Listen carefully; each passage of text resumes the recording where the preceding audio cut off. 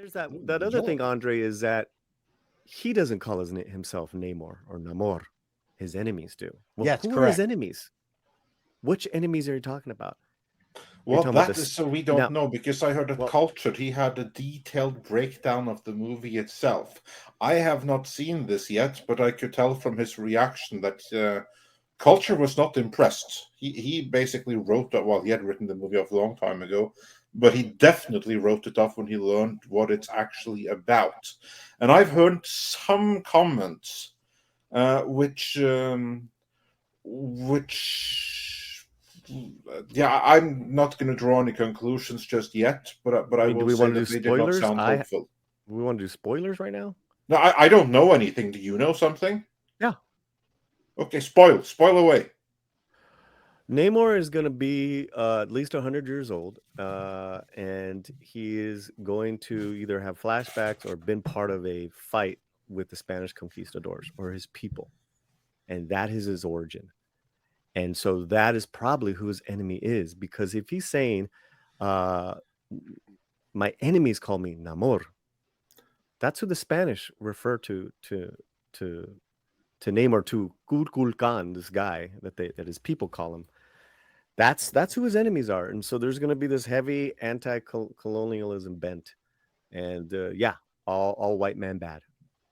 Yeah, that's kind of like what that's what I got from the movie. That basically it's Wakanda and Atlantis uniting against white folk. Right. It'll be black and brown kind of being pitted against each other, and then at the end, hey, we have similarities. Let's go fight the man.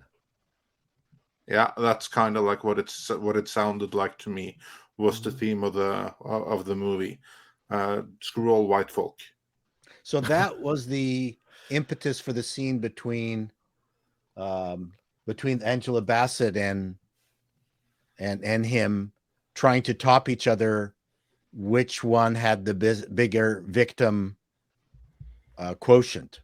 That's what that scene was. And then they resolve it and I guess decide that they're both kind of equally on the same page as it relates to the man. The Oppression Olympics is a conversation between these two. Yes. They both have the same existential enemy. And I'm a big Coogler fan, and I admire him, and I see other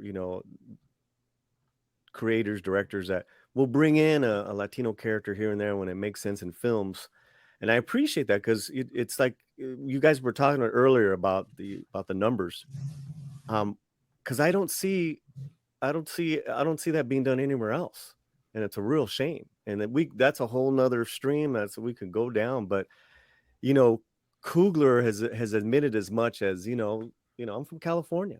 I have Latinos in my family. This makes sense to me. It's like, okay, cool. Well, what is this?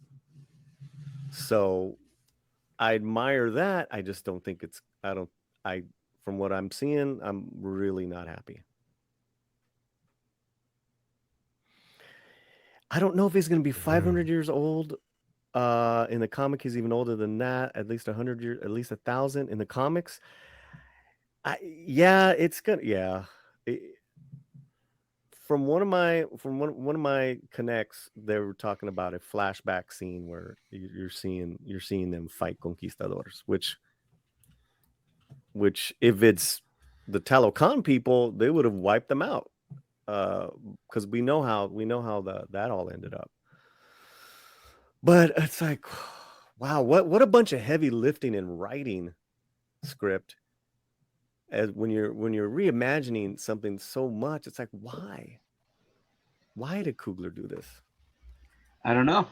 I really don't know. I know in some cases why a studio would request, I want this exactly. Take. It's the ego of the producers, and then you have to reconcile that with what you want to do as a creative with what the producers who are essentially footing the bill want out of you. Because again, if you don't toe the line or do what they want, they will find someone else, and there's thousands they can pick from to do so. So you either toe the line and cash that check, or you say no and lose the job and have to go find another one right away. Coogler is definitely in the position where he could, so that's what it's kind of interesting why he would he would fall into this unless he was very easily tantalized with a way to express something that was personal to him that he felt he could do in Wakanda Forever. Won't know for Right, sure until you actually see the movie and more interviews of him about the development process. But yeah, it's right, very, very weird. right, because he's connected that to Oakland in Black Panther, right? Mhm. Before at the beginning of Black Panther and at the end, we're gonna open up the center. That's he's so. I was hoping that this would be more of a Chicano connection, which if you're gonna go there, go there. Now you're making this thing with a made up Aztec and Mayan, hodgepodge, which I call messy American, not Mesoamerican, messy American. Uh, and then you're having a Mexican actor who's limited English. Why can't you just have him act in Spanish and in the Yucatan dialect? Because he's just a better actor in his native tongue, just like Diego Luna is. Interesting. It's just facts, guys. I'm not trying to be like, an ist, but people will call me that anyways. I don't give a shit. It's like, there's no power behind his But the his people in words. Wakanda wouldn't understand what he was saying. You need a C3PO translator. Correct. Yeah, I mean, I don't know. I'm just Yeah. again, why did they go with a foreign actor? That's what I'm saying. That's what I'm trying to tell you. Why not an actor who can speak all those languages and who has power in acting in English? Because this is an English film, even though Kugler said there's 7 languages being spoke. Like, all right, but these are English language films. So what is this thing with Hollywood where they can't hire an American actor who happens to be a Chicano in a role that's a softball? It's a softball. Well, I mean, Right. part from a business perspective, I'd hope that I get access to, the Latin community in Mexico, which is a large community. I mean, from a business perspective, there's a certain logic to it that he's got fans there. I'm going to tap into that audience. I don't buy it. I'm just putting that out there. Because because if we're going back to numbers, we're going back to U.S. Latino numbers, over 60 million. Right. I mean, I'm just saying, who would you rather? Wouldn't you like to say Danny Trejo as Namor's dad? There's 300 You million mean like, people in say, Mexico City. Antonio Banderas as Namor would probably have driven more. Well, I think that's what we all would have wanted 10, 20 years ago for Maybe. sure. Yeah.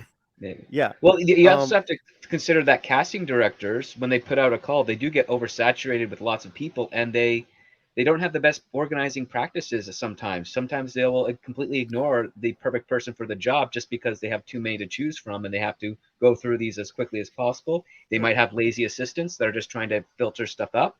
They might even have other forms of gatekeeping aspects where maybe the best person isn't going to be able to test screen for the job, and they might be out of it. But that's just the nature of the game, especially when they're on that active search. And Guy's script is absolutely right, because they also are in love with the foreigner, the spiciness, the Exotic extravagance. nature. It's a legacy of ignorance and racism in Hollywood that it's so pervasive they don't even know it. Right? They're gonna go, they'll hire, because Tenoch is not a household name now. He is, maybe because people are knowing him, but he's going to be. Right, he's going to be. But for a while, we can even say Oscar Isaac, right? Matt, he speaks English great. He acts in both languages. That would have been paramount. I mean, we can make him look, but do you get what I'm saying? Is that if we're talking about U.S. Latinos, which is over 60 million, I'm not talking about other countries, Paul, right? Talking about this country. We have plenty of talent. And if those names are taken, there are other up and coming amazing actors if you're fitting this bill. to feel that, to be that Well, role. what if he tested the best of everyone they auditioned? Well, listen, I know why he was cast. They offered him, they taught him, they offered him. No, he didn't test. The thing is that they loved Ryan loved him in Narcos Mexico, and I love him in Narcos Mexico, but he acted in Spanish. He was incredible. It's a different onda. It's a different thing, and I thought he had mastered English a little bit more, and I just from that scene that I saw, I'm just like, I don't like it. So he's Is that Jackie my Channing fault? the English. Is that my fault because I don't like his accent? No, there's plenty of people who have You're an accents. istaphobe, Paulie. Yeah, Sorry. that are so. Yeah, those are my takes. Ultimately, though, he's the only interesting aspect of the movie, as far as I'm concerned. Well, that's another take, right? Valiant has been doing these videos about, they're going away from the African, dad and son and dad, father and son, because they don't have it. It's like, yeah, you're right, but they're pushing Namor, Right. and they're pushing it now more than ever. Hey, like that now more than ever. And Name more than I say ever. no mas. no mas. I mean, I hope it. Listen, I just want it to be good. I do. I'm not. I'm not one of those weirdos where it's like representation no matter what. I'm not. That's not where I'm coming from. But I know how a lot of these studios and executive producers, how they operate and how they think in regards to Latino people, and it's not good, guys. It's not good. Anyways, can go on and on. I think the challenge is that it's so few and so rare. If there was a wider spectrum of properties that are released, then you'll have the complete spectrum of good, bad, and indifferent. The problem is when there's so few, then we're hyper focused on those limited opportunities. That I think that's what you're saying. Yeah, because then this community will say, create something original. Why you gotta race swap? Why you gotta do this? And I get it. I really do. The thing is, they create something original, that shit gets canceled, or you never heard about it. Who in this chat has heard about the Emmy-nominated animated show, Maya and the Three? Be honest. Nope. Maya and the Three. That is an incredible, animated action show, series that was out. But it's not coming back. A lot of this stuff gets canceled or buried, or if it's independent, no one hears about it. It's so hard But to no one get here is something going new to off the die ground. on the Atlantean version of Namor Hill. Well, I mean, we're not talking Hey. Lord of the Rings here, you know. hey, I'm covering it. I'm gonna be covering. I try to cover as much stuff as possible. I think it's important, and some people have heard about it. Yeah, Jorge Gutierrez. He's the guy who created Book of Life, Maya and the Three, and this creator Jorge Gutierrez directed a Book of Life and Maya and the Three. He shares a lot about his experiences in Hollywood. He gets denied all the time. Like, it's just maddening. Just how many times he keeps getting the door shut on him. But he's in it for the long haul. It's great.